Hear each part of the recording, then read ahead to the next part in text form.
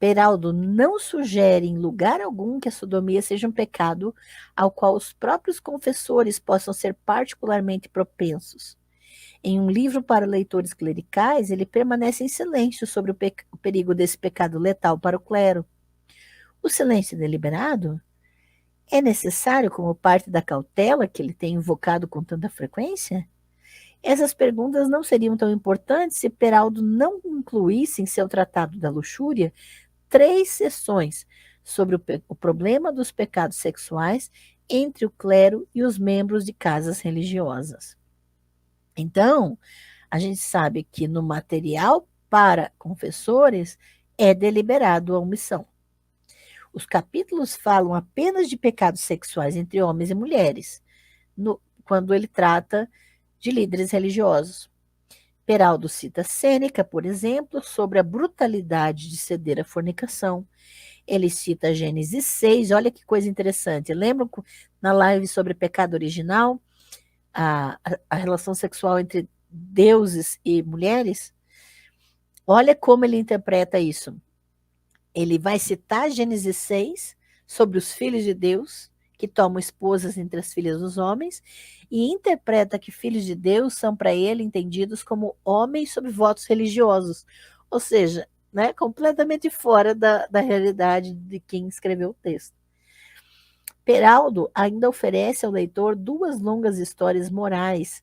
Ambas falam de demônios que tentam clérigos do sexo masculino a pecar com mulheres. Então, para eles, a questão sempre vai ser essa. Em nenhum lugar desses longos capítulos, Peraldo sugere que padres, monges ou freiras sejam tentados pela masturbação ou pela cópula entre pessoas do mesmo sexo.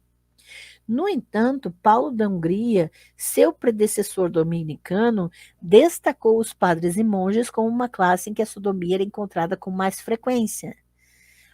Ele alegou como sua evidência o testemunho de confessores experientes. Será que o Peraldo não sabe disso? Ou ele acha que é imprudente dizer isso?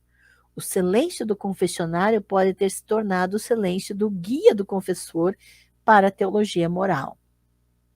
Mark Jordan, né, o autor do livro, enfatizou tanto os silêncios porque eles são muito preocupantes. Então, o Mark Jordan ele vai sempre ficar repetindo, olha como aquele silencia sobre isso, olha como o outro silencia sobre aquilo, né? Então, normalmente, os silêncios são justificados pelo apelo à necessidade pastoral. Os confessores não devem mencionar nenhuma das formas de sodomia por medo de incentivá-las àqueles que talvez não as conheçam.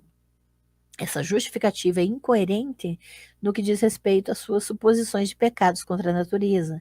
Ela é ainda mais incoerente como uma expressão de preocupação pastoral. O medo da sodomia acaba desfazendo a pretensão de cuidado pastoral espiritual com os sodomitas. O pecado deles não pode ser dito claramente, não pode ser pregado contra eles, não pode ser abordado nem mesmo dentro da confissão, exceto com a máxima dissimulação. A etimologia fantasiosa, lembrada por Robert e William, afirma que sodomia significa mudo.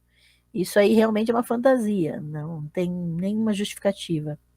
De fato, foram Robert e William que se tornaram mudos sobre o tema da sodomia. O medo incoerente do pecado tirou a voz dos confessores e pregadores. O silêncio deles é um testemunho irônico e não intencional do poder de Sodoma sobre o clero. Então veja como o Mark Jordan ele faz esse trocadilho, né?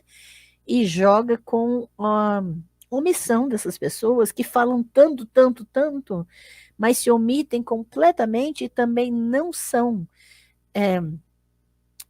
específicos em dizer qual é esse pecado exatamente. A maioria não, né?